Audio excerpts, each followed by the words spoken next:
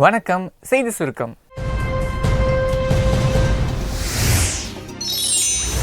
எடப்பாடி அரசுக்கே ஜாக்டோ ஜியோ அமைப்பினர் எச்சரிக்கை விடுத்திருக்காங்க. நாங்கள் நினச்சா எடப்பாடி அரசை சஸ்பெண்ட் செய்வோம், டிஸ்மிஸ் செய்வோம், தயங்க மாட்டோம் அப்படின்னு ஜாக்டோ ஜியோ அமைப்பு தமிழக அரசை கடுமையாக எச்சரிச்சிருக்காங்க.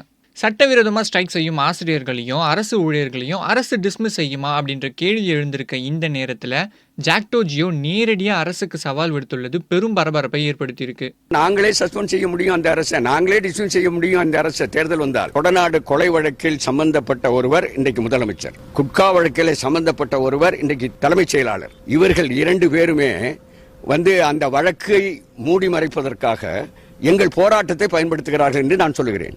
ஸ்ட்ரைக்கோட பின்னணியில் அரசியல் இருக்கிறதையும் சில அரசியல்வாதிகள் இருக்கிறதையும் இது ஊர்ஜிதம் செய்ததா அரசு நம்புது. இடைக்கால ஆசிரியர் பணிக்கு 1,00,000 பேர் விண்ணப்பிச்சிருக்காங்க.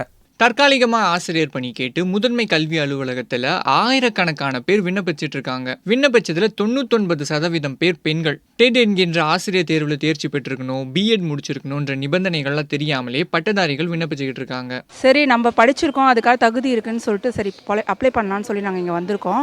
நான் பார்த்தீங்கன்னா பிகாம் படிச்சுட்டு மாண்டசரி ட்ரைனிங்கும் முடிச்சிருக்கேன். ஸோ எக்ஸ்பீரியன்ஸும் இருக்குது, எனக்கு ஒரு 6 வருஷம் எக்ஸ்பீரியன்ஸ் இருக்குது. ஸோ அதனால் கிடைக்கும்னு சொல்லி எதிர்பார்க்குறேன். நான் போஸ்டிங்ஸ் இப்போ டெம்பரவரியாக போடுறேன்னு சொல்லியிருக்காங்க. ஆனால் இதுக்கு முன்னாடி கவர்மெண்ட் போஸ்டிங்கில் நானும் 1 இயராக ஒர்க் பண்ணுறேன். இது பெனிஃபிட்டாக இருக்கும்னு நினைக்கிறேன். இன்னும் டெம்பரரியாக ஒர்க் பண்ணுறது இந்த பெனிஃபிட்டாக இருக்கும்னு நினைக்கிறேன். ஃபார்ம் எதாவது தரேன்னு சொன்னாங்க. ஃபார்ம்லாம் எதுவும் இல்லை, வெறும் நம்ம லெட்டர் எழுதி செல்ஃபாக லெட்டர் எழுதி கொடுத்து நம்மளோட சர்டிஃபிகேட்ஸ் யூஜி பிஜி அப்புறம் பிஎட் முடிச்சிருந்தேன், அந்த சர்டிஃபிகேட்ஸ் ஜெராக்ஸ் எல்லாம் அட்டாச் பண்ணி ஆதாரோடு அட்டாச் பண்ணி கொடுத்துருக்கேன். நான் டெட் 2013லேயும் கிளியர் பண்ணேன், 17லேயும் கிளியர் பண்ணேன். இந்த மாதிரி பாஸ் பண்ணிட்டு இருக்கிறவங்கள கூப்பிட்டு இந்த ஜாபை கொடுத்தாங்கன்னா இன்னும் நல்லாயிருக்கும். அவங்களுக்கு ப்ரெஃபரன்ஸ் ஃபஸ்ட்டு கொடுத்தாங்கன்னா நல்லாயிருக்கும்னு நான் நினைக்கிறேன். 10,000 ரூபாய் சம்பளம் அப்படின்னு சொன்ன உடனே இந்த வேலைக்கு 1,00,000 பேர் விண்ணப்பிச்சிருக்கிறதா கல்வித்துறை அதிகாரிகள் தெரிவிச்சிருக்காங்க.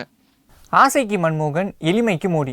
பிரதமர் ஆனதுலேருந்து இது வரைக்கும் மோடிக்கு அளிக்கப்பட்ட 1800 பரிசு பொருட்கள் ஏலவிடப்பட இருக்க இந்த நேரத்தில் எளிமையான பிரதமர் அப்படின்னு பேர் வாங்கிய மன்மோகன் சிங்குக்கு பரிசாக கிடைச்ச 101 அழகான மதிப்புமிக்க பரிசுகளை வீட்டுக்கு எடுத்துகிட்டு போயிருக்காரு அப்படின்னு தகவல் வெளியாகியிருக்கு. முகமது கலித் ஜினாலி அப்படின்ற வக்கீல் தகவல் அறியும் உரிமை சட்டத்துக்கு கீழே இந்த தகவலை வாங்கியிருக்காரு.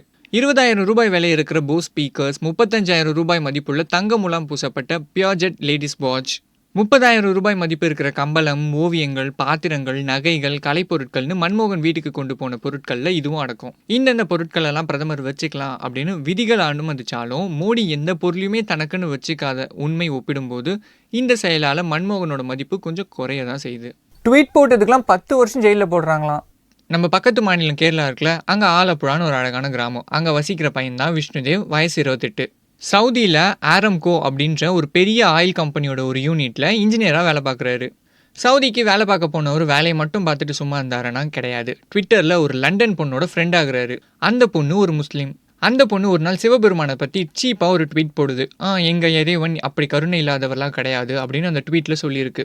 இதை பார்த்த நம்ம விஷ்ணு டென்ஷன் ஆயிடுறாரு. நபிகள் நாயகமை குத்தம் சொல்கிற மாதிரி ஒன்று சொல்லிட்டு உங்கள் கடவுளுக்கு கருணை மிகுந்தவர் அப்படின்னா ஏமன் நாட்டு பள்ளிக்கூடத்து மேலெலாம் குண்டு போடும் போது என்ன பண்ணிக்கிட்டு இருந்தாரு அப்படின்னு கேட்டார். போச்சா, சவுதி அரசாங்கம் இஸ்லாமிய மார்க்கத்தை இழிவுபடுத்தினதா சொல்லி விஷ்ணு மேலே கேஸை போட்டு உள்ள தள்ளி 30 லட்சம் ரூபா அபராதமோ 5 வருஷம் ஜெயிலும் கொடுத்துட்டாங்க. இதெல்லாம் பார்த்தா அது ரொம்ப கம்மியான தண்டனையாக இருக்குது அப்படின்னு அரசு தரப்பில் அப்பீல் செஞ்சு 5 வருஷத்தை 10 வருஷமாக மாற்றிட்டாங்க. என்னது, ட்வீட் போட்டதுக்கு 10 வருஷம் ஜெயிலா அப்படின்னா? வழக்கமாக இந்த குற்றத்துக்கெலாம் ரோட்டில் நிப்பாட்டி தலையை வெட்டிடுவாங்க, அப்படின்லாம் கம்பத்தில் கட்டி வச்சு அடிப்பாங்க. விஷ்ணு ஏதோ இந்தியக்காரரு அப்படின்றதுனால சவுதியில் கருணை காட்டினதாக அங்கே வசிக்கிற மக்கள் சொல்கிறாங்க. விஷ்ணுவோட அப்பா இந்திய விமானப்படையோட ரிட்டையர்டு ஆஃபீஸர். என் புள்ளையை எப்படின்னா காப்பாற்றிடுங்க அப்படின்னு எல்லா தலைவருக்கும் மனு அனுப்பியிருக்காரு. ரம்ஜான் பண்டிகை அப்போ சில பேரை வெளியே விடுவாங்க, அது வரைக்கும் வெயிட் பண்ணுங்க அப்படின்னு சசிதரும் சொல்கிறாரு.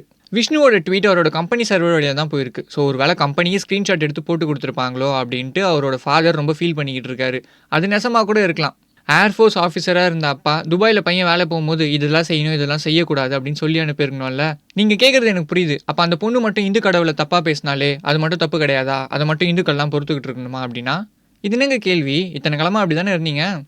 இது போல் மேலும் பல செய்திகளோட அப்டேட்ஸுக்கு தினமலர் யூடியூப் சேனலை சப்ஸ்கிரைப் பண்ணுங்கள். பக்கத்துலேயே ஒரு பெல் பட்டன் இருக்கும், அதையும் கிளிக் அப்படின்னு ப்ரெஸ் பண்ணிவிட்டு ஃபேஸ்புக், ட்விட்டர், இன்ஸ்டாகிராம் போன்ற சமூக வலைதளங்களையும் எங்களை ஃபாலோ பண்ணுங்கள்.